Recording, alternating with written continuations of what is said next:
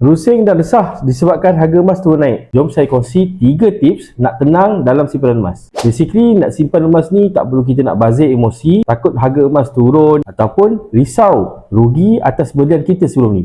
Kita kena faham yang simpan emas ni untuk jangka masa panjang, 2 tahun dan ke atas. Solusinya mudah saja. Kita gunakan dollar cost average ataupun dalam bahasa Melayu dipanggil pemerataan harga. Teknik ni simple sangat tuan-puan. Pertama, set satu amount ikut bajet tuan-puan. Ada 100, simpan 100. Ada 200, simpan 200. Ada 500, simpan 500. Sebaik-baiknya, ikut pesan mentor saya, simpan 10% daripada jumlah gaji. Kedua, konsistenkan dalam pertambahan gram. Maknanya, make sure kita beli setiap bulan. Ikut bajet yang kita dah set tadi.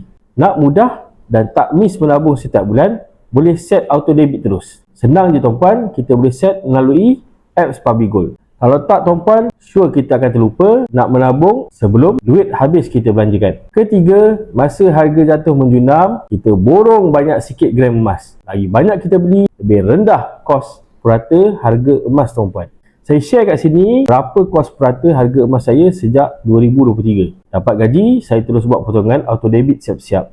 Bila harga jatuh, saya top up lagi. Bila dapat bonus, saya top up lagi. Jadi kata kalau ada duit lebihan yang saya tak nak gunakan dalam tempoh 2 tahun, saya akan top up dalam akaun emas saya.